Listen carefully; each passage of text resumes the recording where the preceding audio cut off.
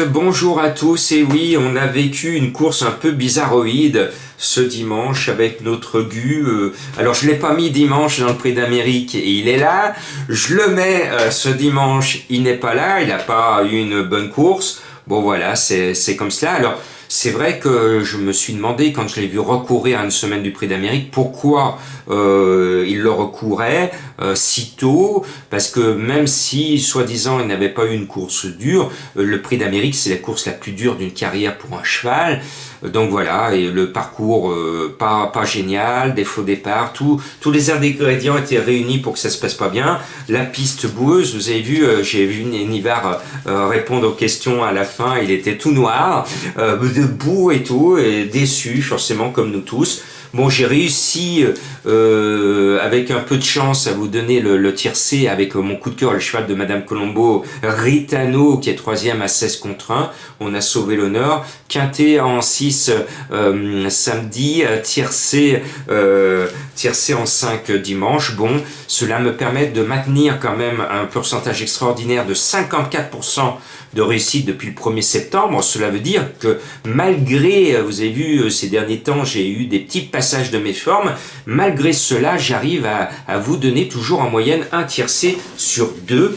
Donc j'espère continuer parce que je bosse pour vous donner un maximum de tiercés. Des fois, je rajoute le quartet, le quintet et des coups de cœur et des chevaux de Madame Colombo. Bon, maintenant, il y a un cheval, c'est pas compliqué, il sera premier ou distancé, pourtant c'est pas JMB qui est dessus, c'est le 5 Burning Man. C'est un cheval que j'estime énormément, il m'a montré de la qualité, mais il m'a montré aussi son fichu caractère. Il est très très délicat, mais c'est Thomas qui est sur le sulky et je pense que il va trouver les bons boutons pour vraiment l'amener au mieux. Après, eh bien, je mets le 8 Edjo Dumont. C'est un cheval qui monte en puissance, l'entourage est confiant. Alors lui, il est beaucoup plus sûr, il ne va pas taper loin, il va rentrer dans les 3. Comme un cheval qui m'a beaucoup surpris cet hiver parce que je le croyais limité, je me suis trompé. C'est le 9 Evoideol. Et encore une fois, il va finir la vitesse du vent. Il avait gagné son quintet à ma plus grande surprise. Et puis, il vient de répéter cette année.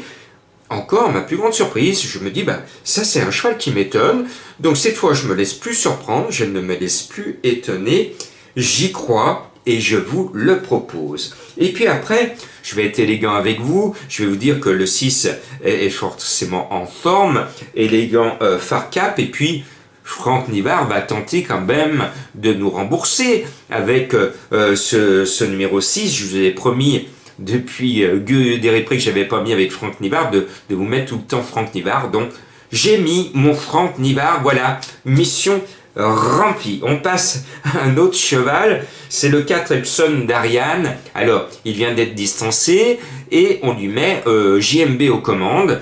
L'entourage est confiant, JMB va le pousser à fond comme il aime bien, et il a une très très bonne chance, mais là aussi, ne le prenez pas en base. Ça passe ou ça casse. Ça peut passer, mais ça peut casser aussi. On marche un peu sur des œufs avec JMB dans les quintets, sauf quand c'est Davidson Dupont, bien entendu. C'est comme avec Goop, que je n'ai pas mis. Quand il est sur FaceTime Bourbon, il gagne. Et quand il n'y est pas, il ne réalise pas l'hiver. Moi, je pensais au début du meeting que Goop, on allait voir Goop, Goop, Goop, Goop. Moi, au début du meeting, j'ai mis Goop, Goop, Goop et plouf, plouf, plouf, plouf, plouf. Voilà, donc j'en ai marre de boire la tasse. Donc vous avez pu remarquer que ces derniers temps, je ne mets plus Goop dans ma sélection. Et bien m'en a pris, parce que l'entraîneur, je sais pas, c'est pas son hiver. On le reverra avec beaucoup plus de réussite, j'en suis sûr, l'hiver prochain.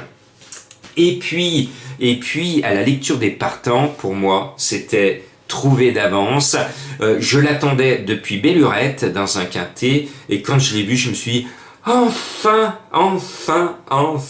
j'ai mon éclat des noix dans un quintet et je savais sans rien réfléchir que ça allait être mon coup de cœur. Il est annoncé à 17 contre 1. Certains de mes confrères ne le mettent pas. Et puis moi, je vous ai, ceux qui sont fidèles, et je sais que vous êtes de plus en plus fidèles, vous savez que je suis un Lyonnais et que j'aime bien mettre sur mon ticket nos Lyonnais. Alors bien sûr, quand je dis Lyonnais, ça s'applique aux chevaux de notre région Auvergne-Rhône-Alpes et Éclat des Noix répond à cette géographie. C'est un cheval que j'aime bien, que je suis depuis toujours, depuis ses débuts.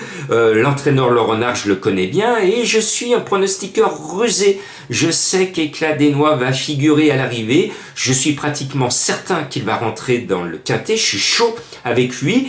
Je l'ai mis un petit peu bas parce que c'est vrai, alors il n'est pas déféré mais ce n'est pas grave, il aime bien garder ses chaussures et quand on voit des fois comme aujourd'hui l'état de la piste, des fois il vaut mieux être ferré sur une piste un peu fouillante que d'être déféré.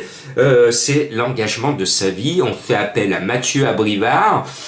Tous les feux sont au vert, c'est le coup de cœur, l'un des coups de cœur de Jean-Marc après Baliakeno de 2021, après Schlam du Goutier aussi dans un quintet qu'elle gagnait. Eh bien c'est mon troisième coup de cœur de 2021, Éclat des Noix, et vous m'en direz des nouvelles. Après le 13, Erasme Williams, eh bien il a un papier qui est tout à fait intéressant, il trouve un très bel engagement comme mon Éclat et je me dois de le mettre sur ma sélection. Et puis vous avez vu Madame Colombo, après un écart de 11, plouf plouf plouf plouf, elle a donné une belle cote vendredi, elle donne samedi, elle donne dimanche. Avec Ritano qui était mon coup de cœur, on était d'accord sur le même cheval ce dimanche. Et moi je suis pas d'accord avec elle. J'ai failli mettre Enfantin, mais quand j'ai vu les confrontations entre Enfantin et le 12 Esteban GL, les trois derniers coups, ben Esteban a toujours été devant Enfantin. Enfantin est un cheval qui n'a pas montré grand-chose cet hiver. Alors je sais que vous allez jouer Madame Colombo parce que vous l'adorez. Moi aussi j'aime bien Madame Colombo. Et pour ceux qui découvrent, Madame Colombo, c'est la méthode de Jean-Marc, c'est-à-dire de tendre votre journal à quelqu'un à côté de vous qui passe, qui ne connaît rien en course. Vous lui dites donnez-moi un numéro. Cette personne va vous donner un numéro complètement au hasard. Souvent c'est un cheval qui n'a pas de chance. Vous dites raisonnablement je peux pas le jouer, mais si, jouez-le. Parce que vous allez voir que régulièrement, cette personne va vous sortir le gros tocard qui va pimenter vos tickets. Et vous êtes tout heureux. Alors bien sûr, ça comporte des risques. Voilà. C'est simple et c'est même enfantin comme méthode. Allez, bonne semaine à tous.